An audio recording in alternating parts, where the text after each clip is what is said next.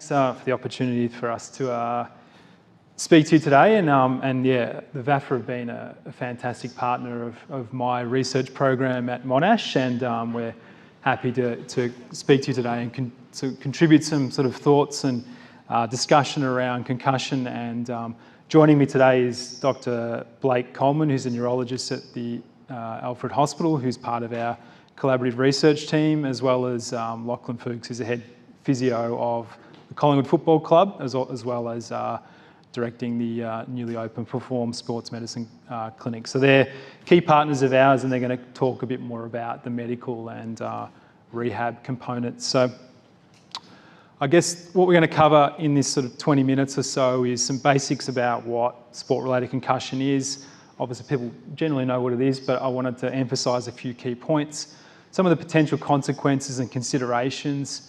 Blake will then talk to the medical aspects about things such as that we all have a role to play in, from the 3 R's, so recognising, removing and referring. Lockie will talk about greater return to play, and we'll talk about medical clearance, the importance of that, and then some extra considerations for VAFA clubs. Finally, I'm a researcher, so I'll talk a little bit about the research we've done in the VAFA, just briefly about how the VAFA have really enabled our program in collaboration to sort of be leading the way with taking some of the guesswork out of concussion and developing some new tools and approaches that can hopefully continue to improve this clinical management over time. And finally, we'll talk about some new concussion clinics that have opened up at the Alfred Hospital and Collingwood Football Club. So what I wanted to emphasise here, these are 2 definitions, one provided by the Concussion Sport Working Group that last year released this consensus statement. They spend a lot of time defining what exactly it is in this statement. And the key point I wanted to highlight here is that sport-related concussion is a traumatic brain injury. So it's induced by force being transmitted to the brain. It can be an impact to the head or to the body. What they've included in this statement is sort of close to my heart, I guess, and my research focus is that it does cause what we call biological changes in the brain. And that's why we see signs and symptoms of concussion. And importantly, that these can present immediately, they can be delayed, and they're rapidly evolving and changing. So the AFL obviously also have a big part to play in how, in their community guidelines, they define it further around the signs and symptoms, and Blake will talk a little bit more to these and how we can use tools, all of us can use tools, not just medical doctors and trainers, to help recognise concussion. So just some basics on the potential consequences. Concussion symptoms typically, but not always, resolve in 1 to 2 weeks. In around 10 to 20% of cases, people have symptoms that last for much longer. And we don't really at the moment have a great way of predicting who those individuals might be. We do know that there seems to be sex differences, so females might be more likely to experience a higher symptom load and more prolonged recovery. And in terms of history of concussion and how that impacts individuals, we know that this is the biggest risk factor for suffering another concussion, and also if you do have another concussion, for having persisting symptoms or having a greater risk of having persisting symptoms. One of the key factors, and this sort of speaks to policies and all the talk around that, is the timing of these injuries. And we know that interval matters. And what my research and that of others has shown is that there seems to be this sort of window of biological vulnerability that exists after concussion. And that symptom recovery doesn't necessarily mean that this biological recovery has occurred. So it's a factor to consider, and of course, at this point, the best way of managing multiple concussions is through medical advice, and Blake will speak a bit to that. Finally, everyone's concerned about the potential consequences of repetitive head trauma. We use the term repetitive head trauma because it's not just impacts that result in signs and symptoms, so these so-called subconcussive or non-concussive impacts can contribute, and the term CTE, or the condition, is in the media and talked about all the time, and there are many unknowns around that. Most researchers and sporting bodies are accepting a potential association, but what we do need to understand is the degree of that, the prevalence and other factors, and what we can control to try and prevent that, and that's the subject of ongoing research. A couple of things just around what we as individuals can do to try and discourage people failing to report concussions. So outside of the CTE, all those sort of things, there's things that we do know from research with quite a lot of confidence. So the first is that playing through a concussion can actually worsen the symptoms that you'll experience. So quite a few studies have shown this. Also, we know that, believe it or not, that there appears to be some greater risk of musculoskeletal injury after a concussion. It's likely due to an impairment in sensory motor function. So these are all things to consider around, reporting concussion and also and in the return to play process. I'll now pass it over to Blake, who's going to chat about the medical component, and I'll come back up in a minute. So as Stuart highlighted, my name is Blake Coleman. I'm a neurologist. I work primarily at the Alfred Hospital, and I'll be one of the neurology leads of a new publicly funded concussion clinic that will be starting at the Alfred this week. And we'll talk a little bit more about that a little bit later, but as we're probably going to continue to harp on during all these presentations and future presentations that will come inevitably about concussion, is we do consider this to be a bit of a health crisis, particularly in sport, but it's not just sports that can cause these sorts of things. And data from the last 2 decades has shown that the hospitalization rates of concussions have actually more than doubled, and that's only up until sort of 2010, 2011. So probably in the last 10 or so years, that rate's certainly higher. We just don't really have the evidence for that yet. The biggest issue that, again, we'll continue to talk about is the underreporting, and that's inherently by players who will try and mask or hide their symptoms because they don't want to miss out on games, but it's also just perhaps through poor recognition of the signs or symptoms that can be associated with concussion. And it's really hard because I'm sure some of us have seen people who've been concussed, but they can present in really different ways, and there's really no sort of cookie cutter mold that can fit for players or people who have concussions. But we try to come up with strategies to help us recognize suspected concussions and then potentially highlight those patients for then ongoing medical review. And that's where these 3 R's really come in and are quite important, and hopefully a pretty simple thing that we can all start to focus on. So the first thing is obviously to recognize a suspected concussion. The second that we'll talk about is immediately removing that player from the match or the training session and then referring them on for further medical review. Recognition is sometimes the hardest part, as I said, because of the variability that can happen in symptoms. But there's fortunately some very helpful tools that we can use to try to identify a suspected concussion. These are tools that were created by the Sports and Concussion Group that were first brought out sort of early 2000s and have sort of been changed a little bit over time. And there's 2 different iterations that we commonly refer to, and you'll see, if anyone's read the AIS statement or any of the other AFL, VAFA statements, anything, they often refer to these 2 things.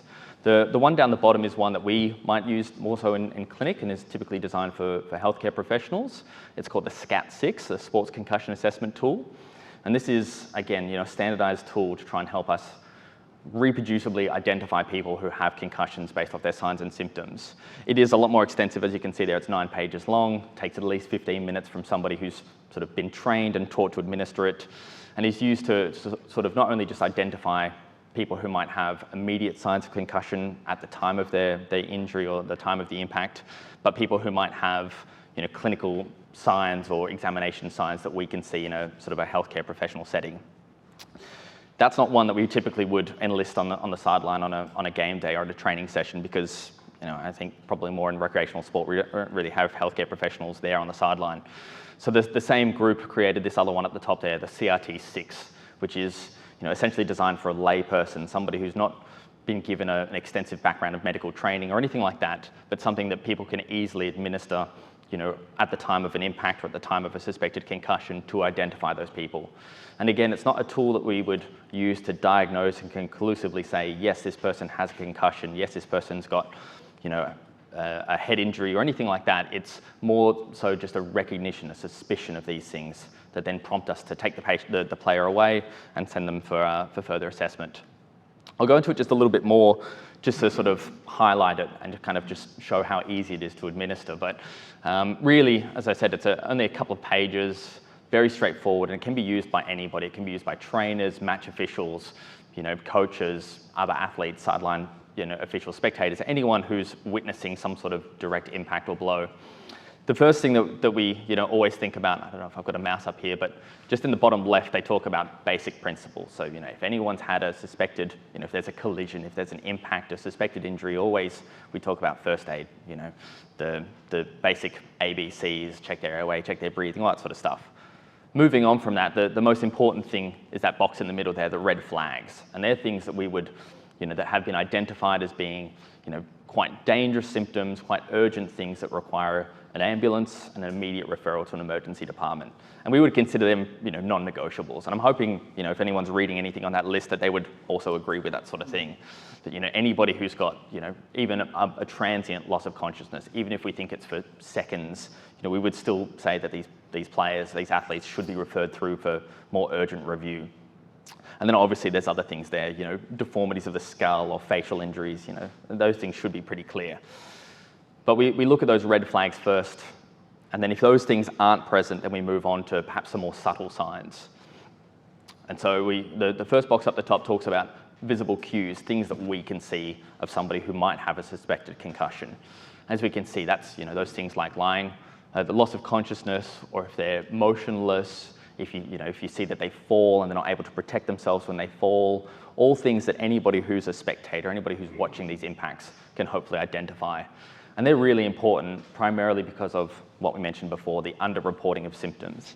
So despite the fact down the bottom that there's an equally sized box about symptoms that people might report, I think the data varies, but something between, I think it varies in sports, but I think the AAS quote something between 20 and 80% of players will underreport their symptoms. So it's really important that we focus on those visible cues and we really harp on those as an important identifier to take players away from the game. And then the symptoms of suspected concussion, and essentially, the way this tool works is if anyone meets any of this criteria, if they tick any of these boxes, we would say that they have a suspected concussion, and that's enough to take them away from play. And people might think that that's a little bit of overkill if somebody's just got they feel a little bit nauseous or a little bit dizzy afterwards, but we know that these things can end up becoming more serious. And as Stuart said before, the symptoms might not be so severe initially, but they may progress over a few days and potentially even keep the athlete out for longer.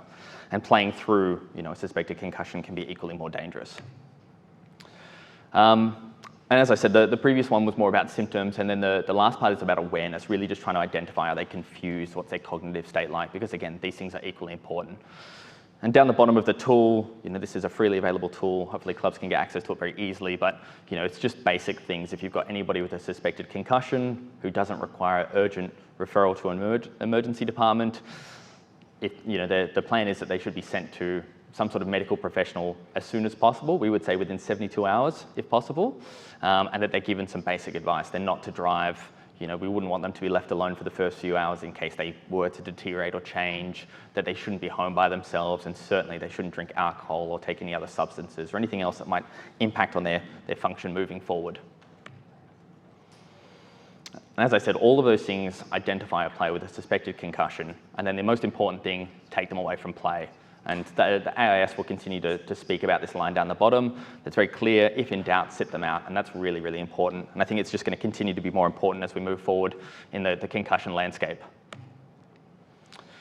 And as I said, referral within 72 hours is really ideal from our perspective, and it's something that we're hoping to try to implement and make a little bit easier moving forward. And the reason we do that is because the symptomatology and the signs of concussion can be really complex, and as Stuart said before, the vast majority of players will be better within a week, but there's a proportion of people that will have persisting symptoms that might keep them out for even longer, might impact on their ability to not only play their sport, but return to work, return to school, have a functional lifestyle, all those sorts of things. And there's certain symptoms that we know from the studies might be more persistent over time. So people who have more severe symptoms at the onset, if they've got headaches, if they've got cognitive or memory changes, they're things that are more likely to persist over time. We also know that people who might have balance problems or might have difficulty with their vision following a concussion might also have persistent changes over time. So they're ones that we're really trying to identify. We acknowledge that there's probably going to be a large proportion of people who are sent to a healthcare professional quite quickly after a suspected concussion, who get better and are able to do their return to play and get back on the sporting field without any ongoing consequences. But there is probably at least 20% of these people who will have ongoing symptoms, and that may be underreported. So we're really trying to capture these people, try and get them seen as soon as possible, identify their symptoms, and if we need to, implement some treatment. And a lot of that is, not necessarily medical treatment. A lot of it is referral through to a multidisciplinary clinic. And I think that's something that both myself and Lachlan will talk about, is the role of not just medical professionals, but allied health staff, physios, occupational therapists, all these other people involved in the care.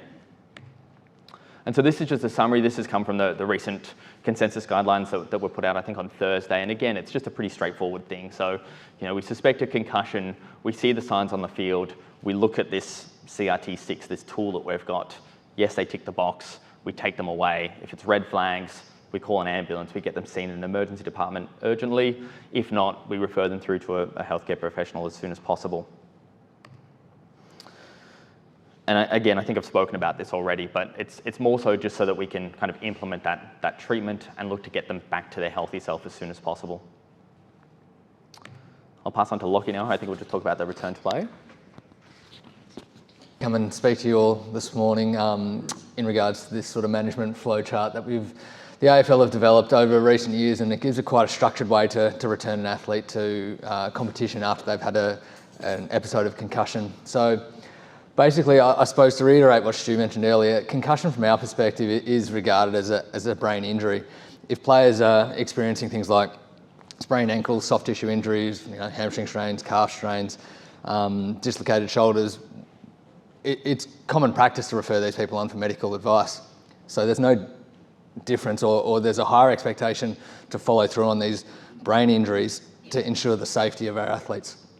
At an AFL level, we're fortunate to have the opportunity to have doctors with us at every training session and every game. It might not be the same resourcing at the VAFA level, but I think using some of the tools that we've popped up here already, you can start to work your way through the process of diagnosing or at least identifying the people who are going to be at risk.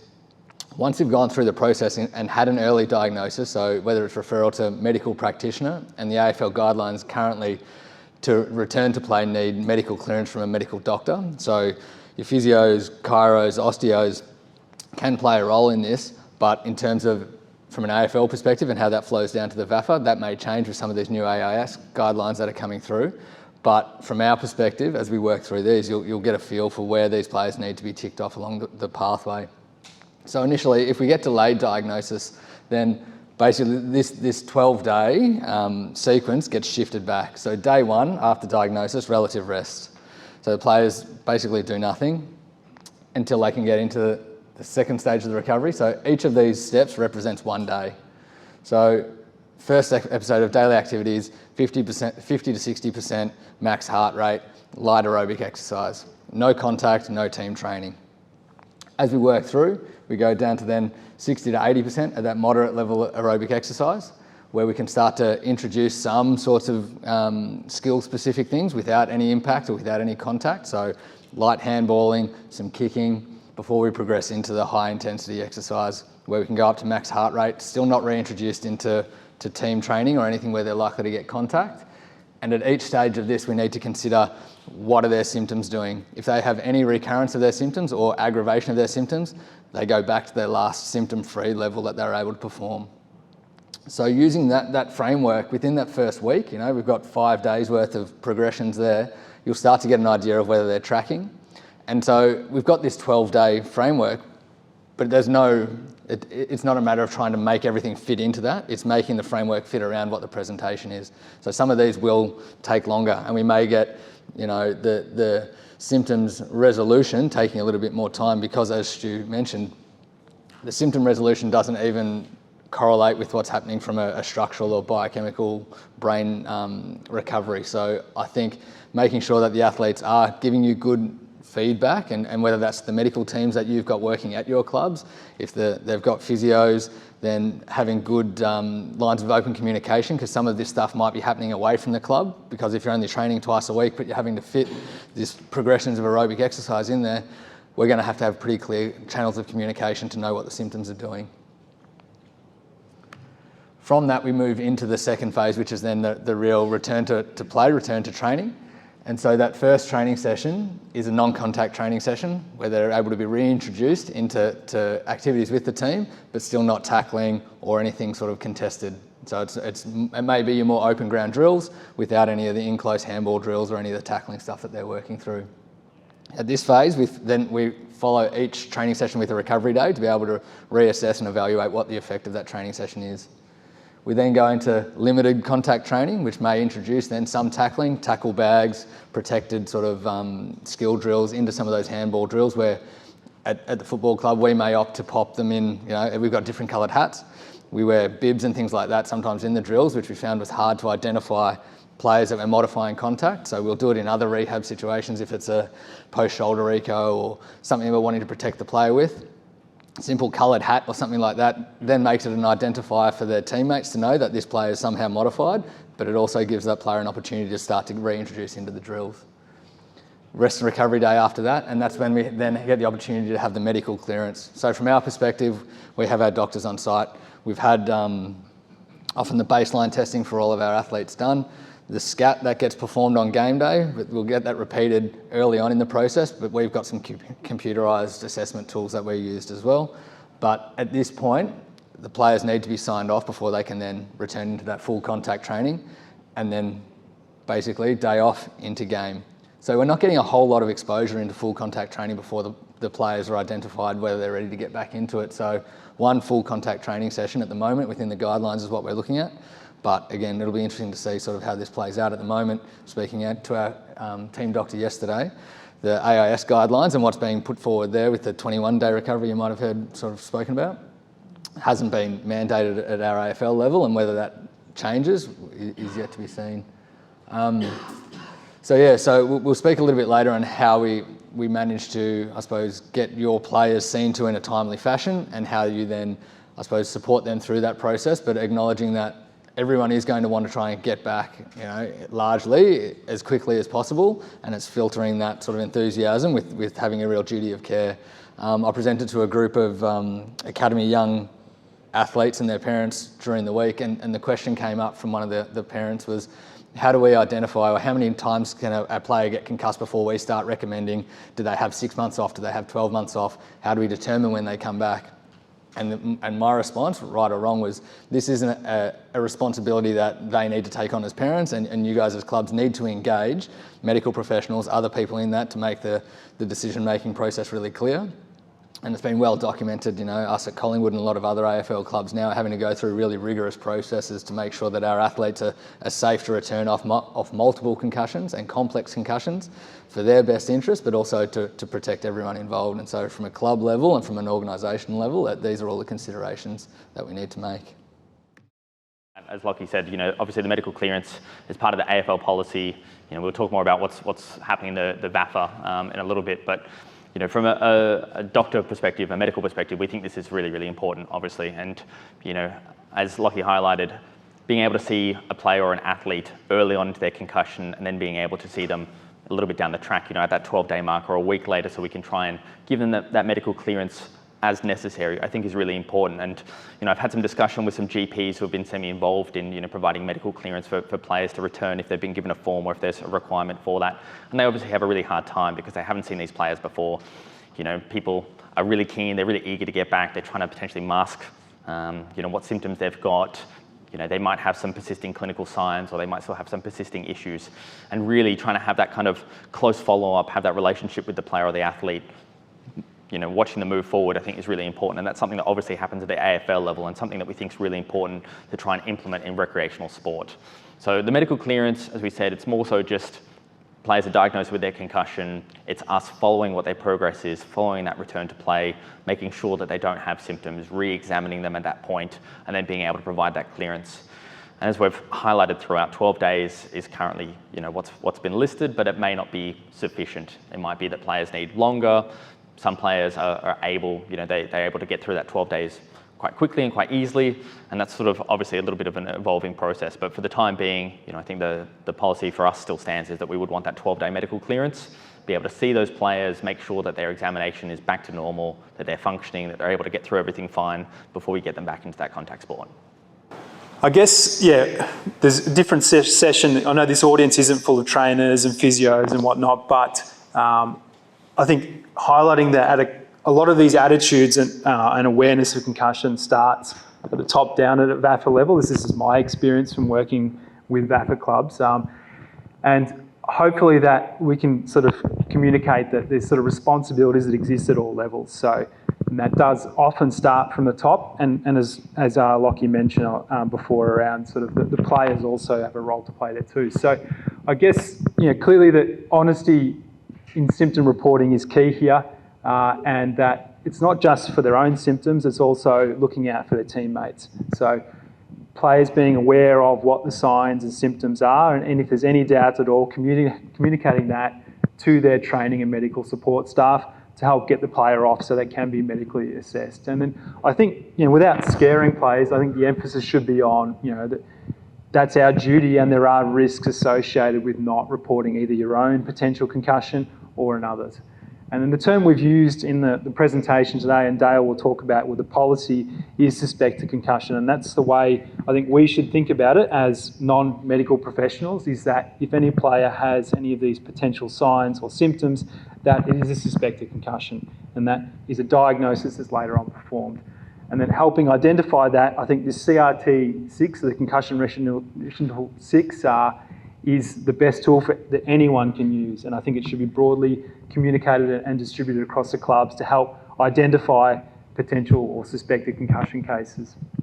I think Lockie mentioned before around sort of this attitudes around concussion, so balancing enthusiasm and players, and realistic expectation, and our responsibility to communicate to players and people supporting the players that concussion is a very heterogeneous injury. So it's variable from case to case, and I've heard quite a lot of sort of unintended consequence of this mandatory stand-down period is this sort of assumption that I'm going to return to play after missing a week, and potentially longer with these AIS guidelines.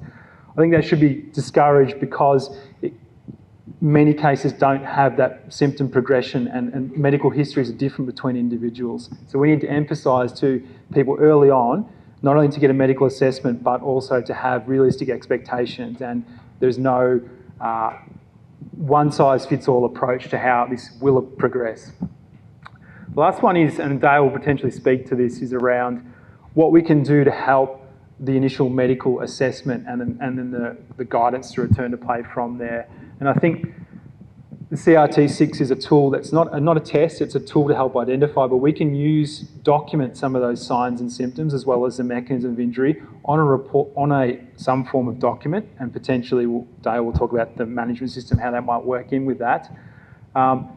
This can be really useful for the clinicians for actually helping make an accurate assessment. The other thing that's becoming more and more common in community sport, and is present in the Premier divisions at least, is match footage of many of these incidents. That can be really useful. They're available typically on the Sunday, so that if we can help assist players with getting that footage, then that can be also take along to the medical appointment to help, again, provide a more confident medical diagnosis. The research we do, and sort of a bit of an update about how so many people in this room and others in VAFA clubs and the players have contributed to some real progress in this area. I run a group, but I collaborate with many smart people who oversee different aspects of this, from some clinicians and various scientists and students. So what our research program looks like, it's all about essentially establishing objective tools to help with every aspect of the screening through to diagnosis and recovery. So we have some key things that we use in our research. We use things like instrument and mouth guards to measure the forces the head's exposed to. Blood biomarkers I'll talk to is a key component we're doing. We're very close to having a blood test that's routinely used clinically for diagnosis, but also for tracking recovery. And there are other aspects of how the brain can be affected and tools we can use to monitor those. So things such as eye tracking, cognitive testing with virtual reality, MRI, so advanced forms of imaging to look at potential microstructural or functional changes in the brain, as well as looking at different neurophysiological and how exercise might play a role in recovery. So that's sort of a summary of what we do.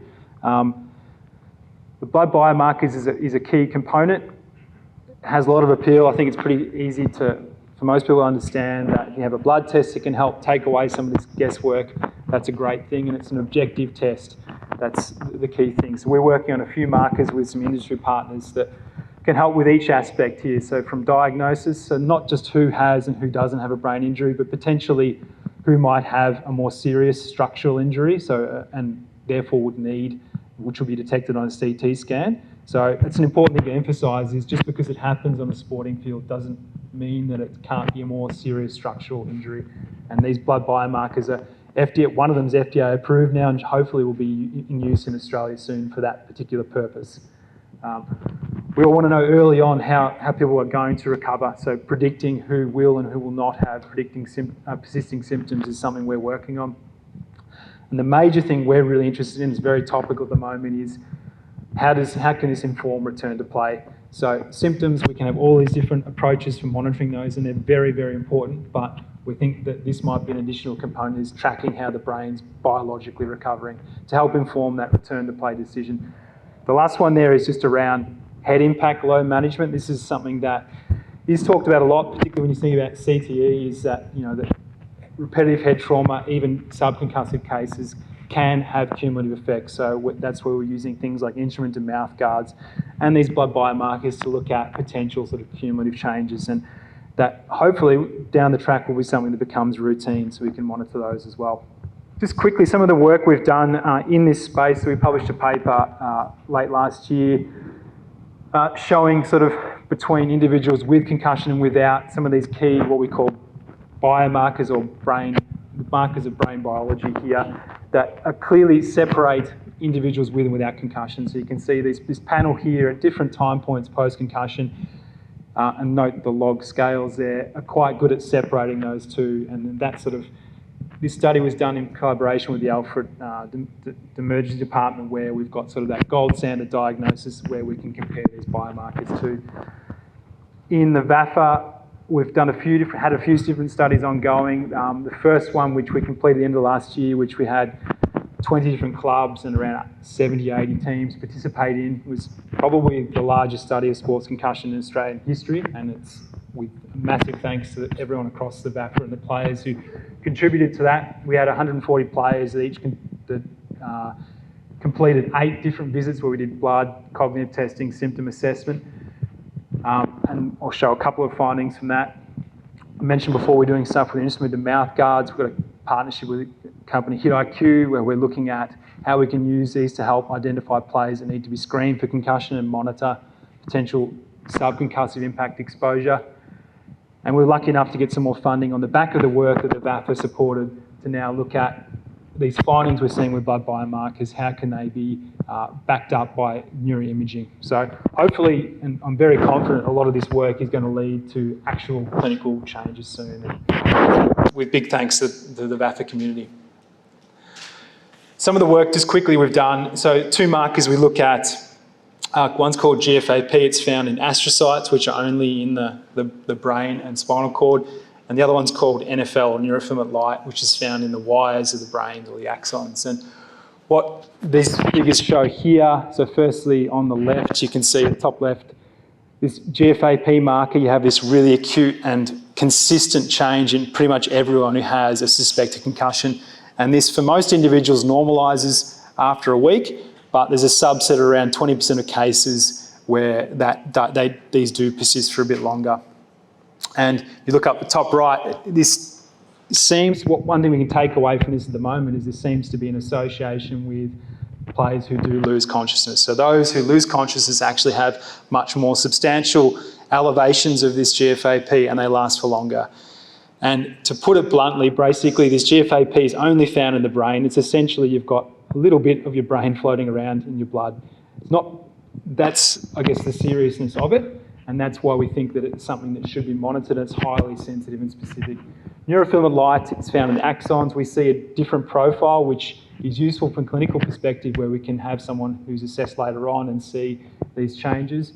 And again, these can persist for quite a long time, and can be more pronounced in people who lose consciousness. But what we want to see down the track is this becomes a routine test that's done as soon as a player presents, and then during the return to play approach, we're monitoring these levels, and that's where we're progressing, and quite confident that's going to happen down the road. Last thing from me is that are fortunately able to continue this line of research this year, and we are really looking for additional VAFA clubs to partner on us with this. The goal in this particular study is getting these blood tests through to TGA approval. We want them used for this particular purpose. So we have a partnership with Alfred Health, Collingwood Football Club, Perform Sports Medicine, and about 20 VAFA clubs at the moment. We're looking to enrol 200 players with suspected concussion this year and next year. Players are reimbursed for their time, and participation is 100% up to the players. So what we're looking for from clubs is if they can help refer on players with suspected concussion, but completely up to the players whether they want to participate, 100% up to them.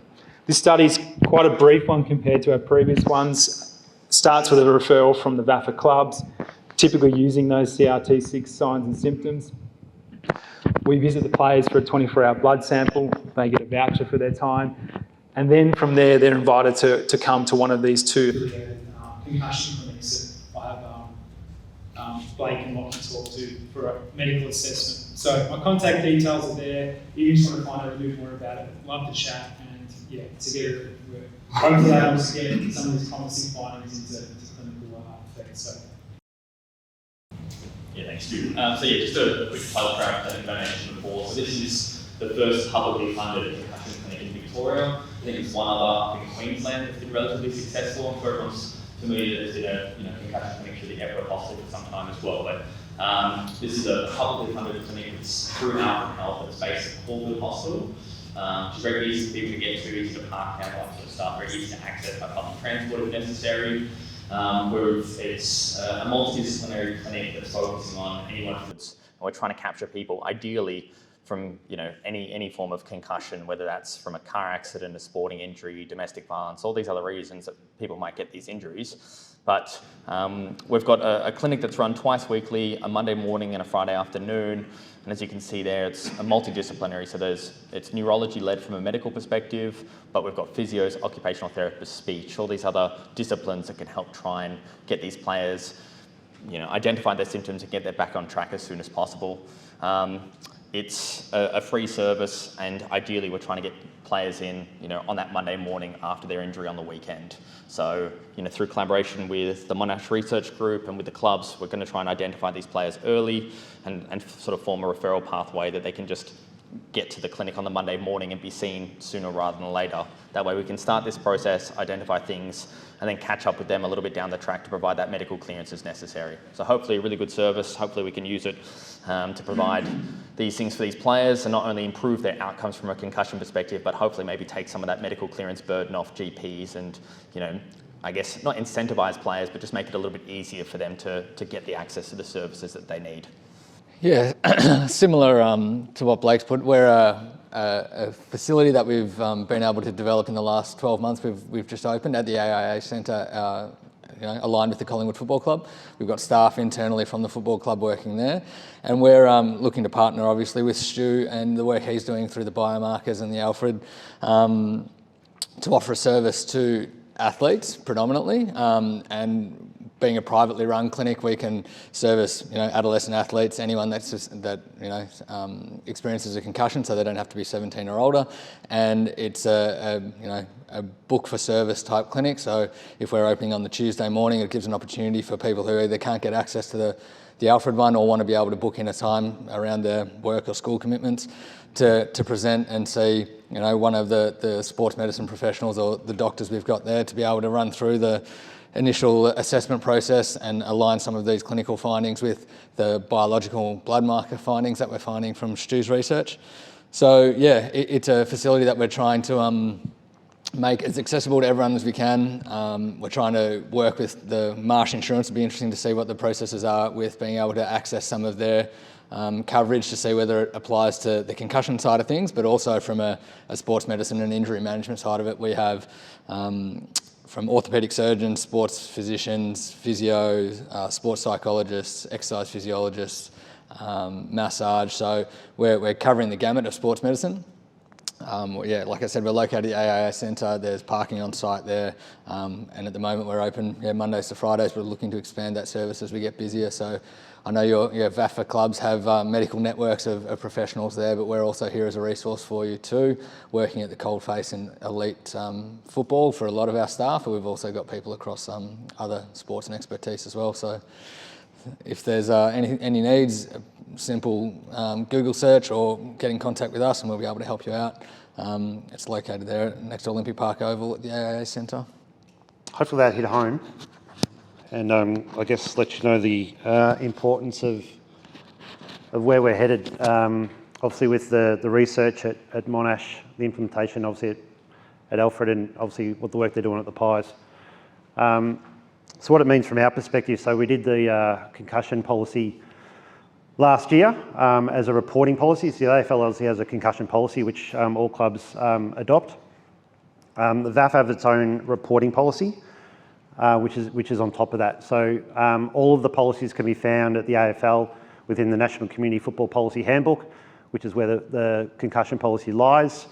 There's a whole heap of resources there, AFL guidelines for management of sport, and they're everywhere.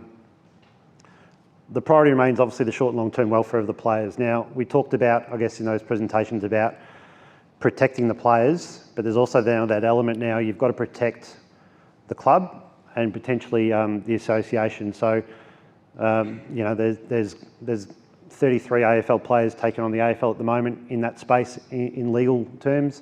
I don't want to see that happen at VAFA club level.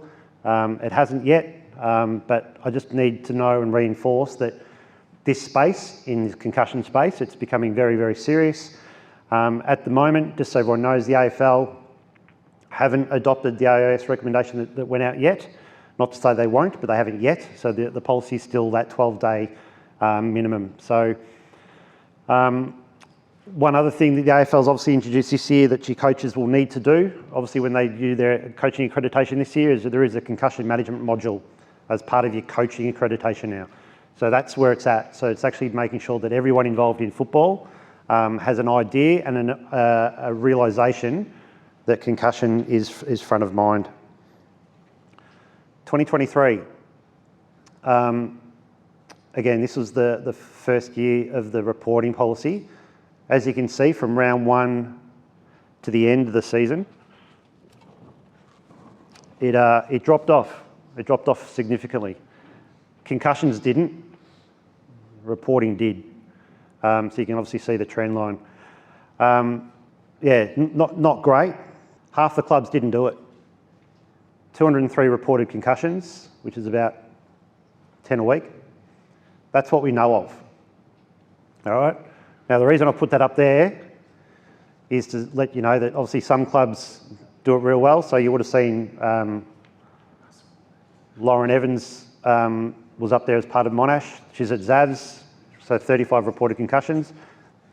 They've got a lot of sides, Zavs, but there's no way they're getting more concussions than every other club. All right, so what we're saying this year is that you've had a trial of the reporting policy, but this year it's actually becoming enforced a little bit more. So new for this year. Following a fixtured round of matches, and again, this is on the back of what you've just learned. Okay, this isn't us saying to give you guys more work. This is us on the back of all of our advice. Following a fixtured round of matches this year, all clubs are required to notify us of the presence or absence of any suspected concussions. There'll be a club concussion reporting form that every club will have access to. You've got to submit it at the end of each round. You've got to let us know, which covers us, it covers you, which means that if the players haven't come to you, you're covered. Because you've actually got in writing that there's no concussions at your club that week. If you do, you know the reasons why we now need to take action. If a player's got concussion, they have to get a medical diagnosis, send them off to get that test. To come back to play, you need a medical certificate. You need one. What we did last year is that we automatically made a player in game day suspended for those 12 days. We brought him back in automatically. We literally had a calendar in our system, player out for 12 days, make him available again. That was on us. It's not on us anymore, it's on you guys.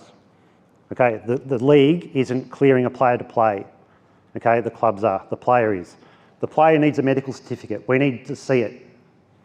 New for 2024, once you complete your return to play protocols, which is a minimum of 12 days, as we've just found out, you've got to complete all those steps. You submit a club concussion return to play approval form. With that, we'll have an attachment for the medical certificate. Okay, that's one, it's ticked the box as a league, it's ticked the box as a club. You've done every due process you can as a club, so that if there is any further issues with that player, you're covered. You're protecting yourself, you're protecting your player. You're ticking the box. Obviously, all the data that comes through those forms are not for third party. They're for obviously data capture. All the analysis that Monash does is obviously private as well. But we're not releasing any players. So once you let us know in that first club concussion reporting form, if Dale Christie has a concussion, we will put him in Play HQ, that they're out for concussion. We're not going to let them available for selection until we receive a form. To follow on from that, we've actually got a really, really good initiative that, again, we trialled last year. This reporting and everything we're doing at VAFA level isn't, again, to create more work. It's actually to support you and what we know will eventuate in the long term. So we're here to support. Some clubs do have a physiotherapy practice that they have a sponsor, or they might have someone at the club that is in that field, so they've got someone that can run this. A lot of clubs now are getting welfare officers that will handle this part. It doesn't matter who handles it, but someone must handle it. Okay, if the club's got 6 teams, those 6 teams need to report into someone, or they can do it individually, it doesn't really matter. But it's got to make sure that we get the club sign off if there's been any suspected concussions. Okay, so while we're saying it's important to acknowledge, we're not saying that the same people have to do everything at the club. We know you're time poor, we know you're volunteers, but this element is really important that you get someone to own this space. Whether it's one of the trainers, head trainer, welfare officer, whatever it is, but this needs to be done and managed well. Hi everyone. How are you all doing today? And thank you for your time. And thanks, Dale, for the progression of the topics. Now I know why we're in this last session of this particular focus. So yeah, as Dale and Jason mentioned earlier, we actually have designed a return to play platform initially starting last year. And we've trialled it with 3 clubs. We've gone through the design and development process with the VAFA management team, tested it with 3 clubs being Kew, Williamstown and Dealer, and got really favourable feedback that we're implementing in 2024. We actually started discussing this at the end of 2022, when concussion wasn't as big of an issue compared to now, especially in community sports. And I guess this is the right timing that we've come to at this stage where the platform is ready to be rolled out to all clubs, as Jason mentioned before, free of charge. This is to help you with all of the reporting and the tracking of various injuries. It's not just concussion. And it's been designed by my colleagues, Nancy and Sally, who will come up and share more about the platform today. So it is an app for the player, and also a web browser that you can log into from your phone, your tablet and your laptop to do all the reporting, tracking, even communicating. So before we dive in, just a little bit about Specialist Direct. We're actually a digital care ecosystem. So we're techie people, yes, but most of our team are actually clinicians and people who are from the injury recovery in the work cover space, physiotherapists, even neurologists and surgeons as well. So that forms the supporting professionals who we can refer the players to if they need further support. And we also have an early detection range of technology that can be used for SCAT assistance tool, as well as detection of heart disease risks. So we're trying to make an ecosystem that works to support the community health in general, but we know that community sport is a large audience that often have these issues that need to be managed in the long run, and multiple injuries across their span of career in the sporting industry. So this particular version of our platform has been tailored for the VAFA. It even has the VAFA logo as you download it from App Store and Google Play Store. So this is for the player, and all of the associates can have a login, and we can even have, we're set up outside, so please do come into our booth and leave your contact of who the nominated person is to create these usernames for your team, who can then create more usernames for the designated people to help you track the injuries and reporting. So we won't actually go through the platform, the whole platform today. We will schedule a session for that, but we will go through the main features and how it relates to concussion and other injuries. So as you can see here, that's one of the main dashboards for injury management tracking. So the player can actually report the injury from their phone. And this is where the captains and coaches probably come in as a key player in this, as a key supporter and advocate for this, because they're the ones who can encourage the players to, at the end of every game, go into your app, log in any particular potential pain that you can just get tracked, just track yourself, and then before the injury actually escalate into something more serious.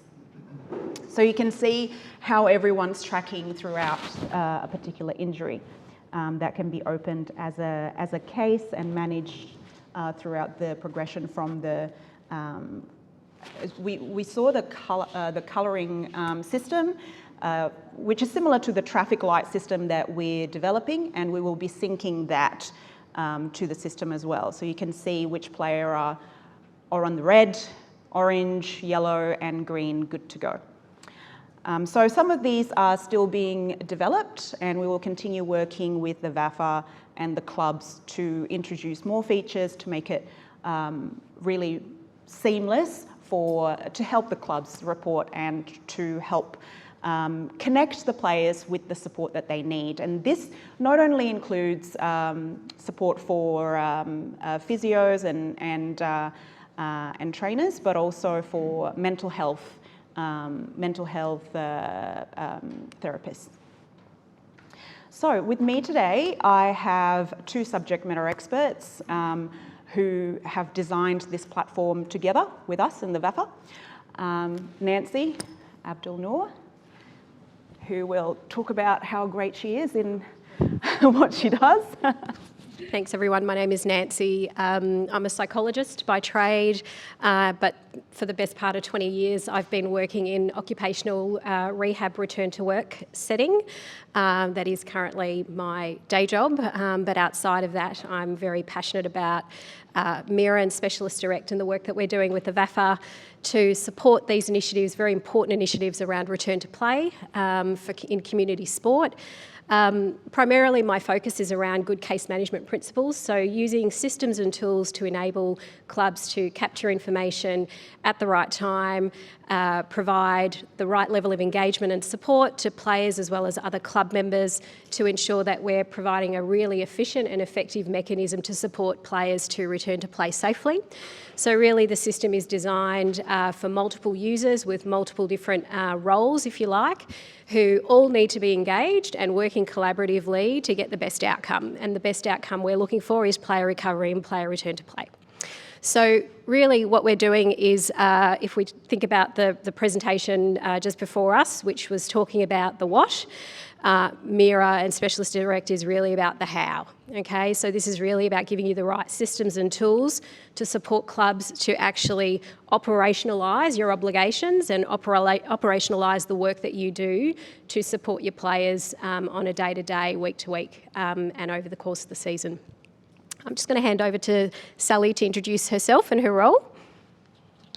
Hi, yes, I'm Sally Cowan. So I'm a background as a physio, still work clinically as a physio. I've spent a lot of time on the sidelines of many sporting clubs, back at Uni Blues for many years, I hate to say, 25 plus years ago, and then much more recently at Parkside Footy Club with all my 4 kids who have all played at some stage there. So I've got a lot of experience as a sports trainer, and I know how hard it can be to manage injuries and to adequately communicate with everybody that you need to communicate, whether that be the player, whether it be the coach, whether it be the committee. So this app is really exciting because it will just make the job of your trainers easier, but it will also mean that you'll be able to, manage everybody appropriately and ensure, the best outcome for the player, but also cover yourself in terms of making sure you're compliant with everything you need to be.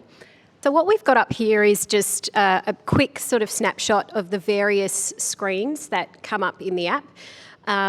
It's been designed to be very similar, have a very similar applicational look and feel like you would use with other apps today, like WhatsApp and other, whether it's a chat functionality or a calendar functionality.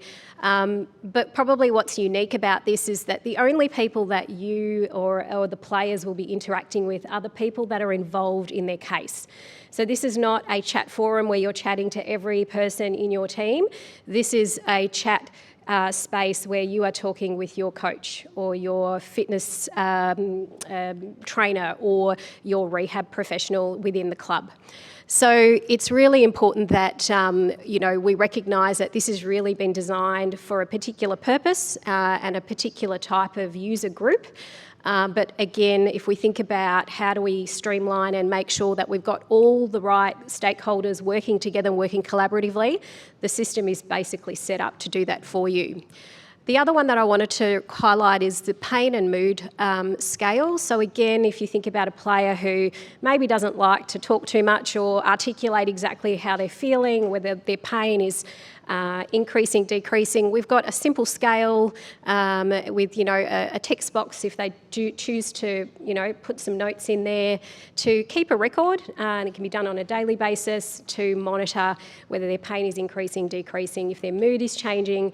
And of course, all this information is invaluable to a club because this is how they can triage and determine who requires more intensive, high priority support versus other players who perhaps are on the well on track to recover and hopefully return to play fairly soon.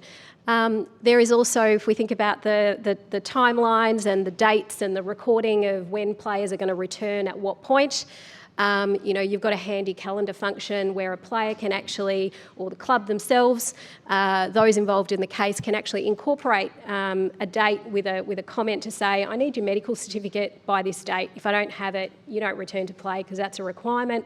We need a medical clearance. So it's a very, very handy record and a way for everybody to stay involved and ensure that you're meeting your due diligence and your obligations to monitor and track all those requirements, and that can be done very easily through the app.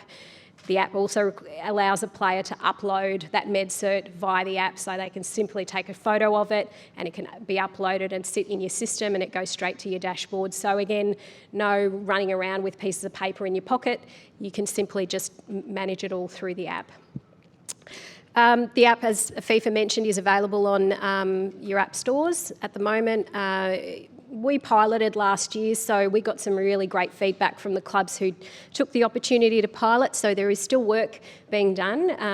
Like any piece of technology, it's only as good as you are in terms of keeping things relevant and up to date and making sure that you're incorporating your user experience and feedback to continue to improve and enhance, and that's essentially the work that we continue to do with clubs and with the VAFA. So watch this space as new features are added to the product. Just very quickly, we know how important it is, especially with everything that's been happening around data and data breaches, etc. Obviously, being an organisation that is working in the health medical tech space, we obviously take our data security very, very seriously and make sure that data storage, data integrity is adequately tested and monitored to ensure that player data, club data is secure.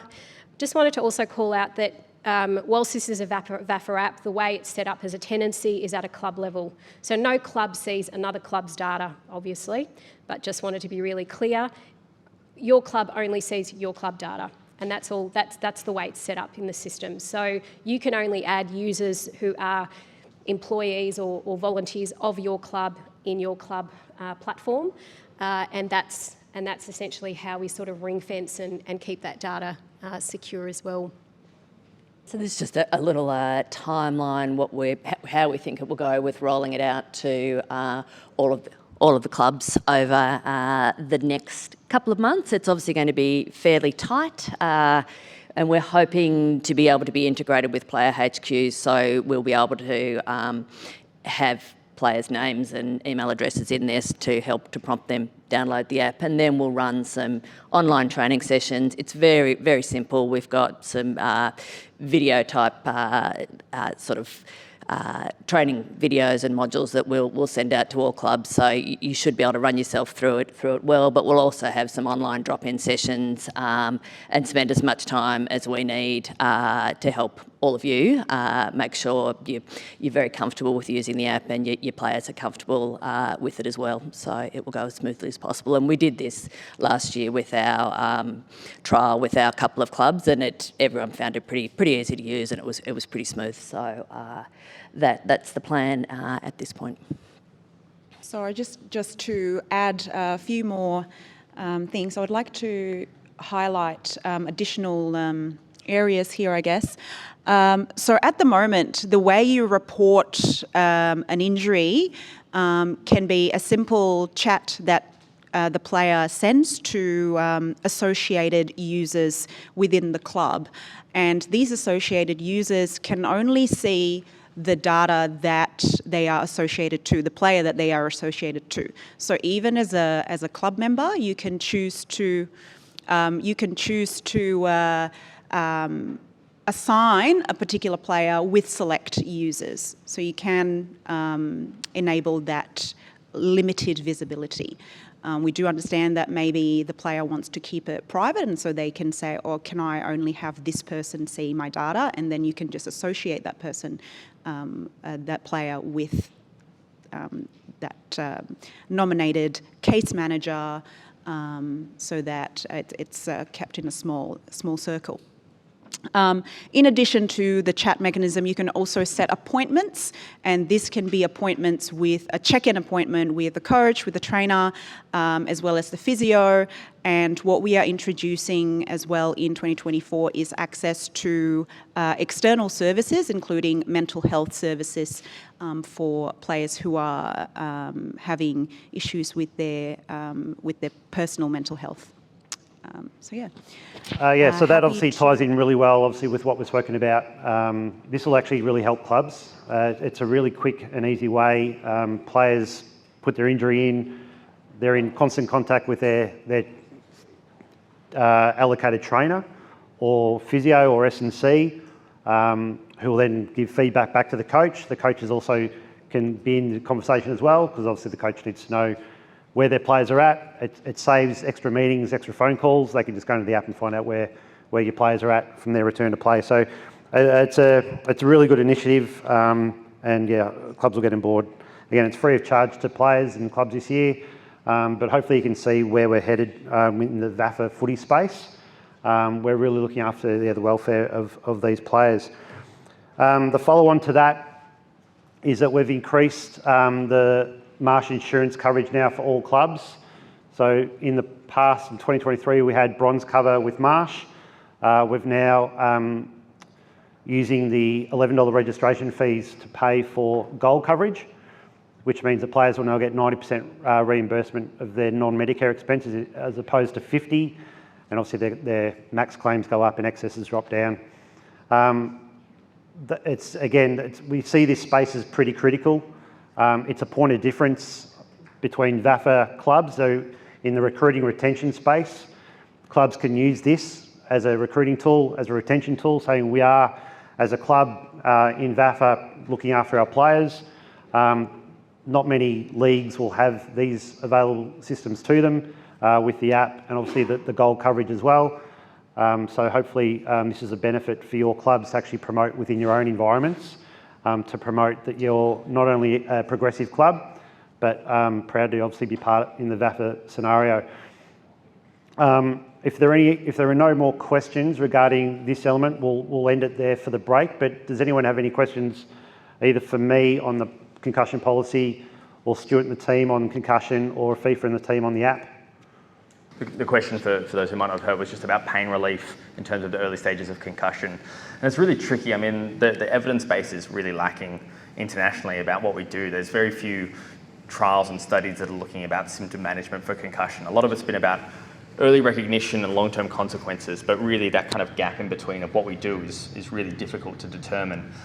So it's really just consensus agreement, and if a player or athlete comes to me in clinic and they've got those sorts of symptoms, that's absolutely what we would recommend. There's no reason why we wouldn't want them to take anti-inflammatories or Panadol or all those sorts of simple analgesics for the treatment of headaches and those sorts of things. And the data shows that the earlier we intervene and the earlier we try and get on top of that, the better. We often think of things like headache and some of these other symptoms as almost a bit of a cliff that if you don't get on top of it soon enough, then kind of snowballs and gets worse over time. So the earlier we can get into it, the better. And what we're advocating in our clinic is we do those simple analgesic type things first. We get them into the players. Then if they have persisting symptoms past a certain point, then we might employ a different kind of more advanced headache strategy or a different type of treatment for that. The concussion clinic that we're starting is just mainly for acute injuries. So we're really not accepting people who have chronic injuries or chronic concussions. I don't know if Stuart or Lockie has seen people with those sorts of things. I mean, I know there's the ABI, the rehabilitation team at the Alfred Hospital might have those sorts of players, but I presume that whether it's just an under-reporting thing or a lack of access to services, that those things probably haven't come to light yet. I think it's something we're going to look to expand on. Once we get past this acute phase, is that at the moment we're in our public clinics looking at that 0 to 3 months. Probably going to extend out to the 12 months at some point, and then from then on, whether it develops into an acute clinic and a chronic clinic for people who have a lot of post-concussive symptoms long term, hard to know. But I guess that space is is a valid need. From a research perspective, it's there's a number of groups working on this at different aspects. We might be more focused on the acute stuff. We do some work in chronic, and I think one thing I wanted to sort of emphasise that is that there is. In the chronic setting, a lot of this knowledge wasn't present 20, 30 years ago, but there is definitely clinical options available for people who have. It's not to say these things are set in stone and whatever. So I guess, yes, we have a few research projects relevant for former players that may or may not be having persisting symptoms, and so we can communicate those. And I just wanted to emphasise that there certainly is clinical options, even if this concussion clinic we've set up is more focused on acute. There are several other options that might be suitable for that. Lockie, if you want to speak to that. Something else? So I'm just going to sort of carry on here from the Marsh insurance point that we've got up here behind us, and it's something that we've been working with at the clinic to try and identify ways to keep costs low, but also be able to service a wide group of people, not only in the VAFA but in other sports leagues. So if we're looking at, it's just popped off there. If they're getting 90% reimbursed for their clinical or out-of-pocket expenses, if they're coming to see a physio or a sports doctor or something like that to pay $120 for a consult and only be $12 out of pocket is something that's quite a great opportunity to be able to access some of this medical care that you may or may not have at your football club. It might be just your top couple of teams that you've got good physio coverage to. So, and it's not just our clinic, but other clinics will probably be trying to do the same sorts of things. So we're trying to from an administrative side of things, using our staff there to be able to streamline that process with it. There is quite a bit of paperwork that often has to be done. So if we can become really skilled at being able to fill in or complete as much of that as possible for your athletes, it then reduces the burden on you as a club and the athlete as an individual. But also the expenses then come right down too for you as a club if we're able to leverage this, because lots of clubs really are underutilising this resource that it's paid for, your premiums are paid for. So you might as well recommend for your athletes to be able to, for per claim, so that might be whether it's an ACL and all those longer term injuries that are really obvious, but it might be other sort of more short-term injuries that we can access some of this funding to be able to then, service them really well and get them back on the ground as quickly as possible for you guys.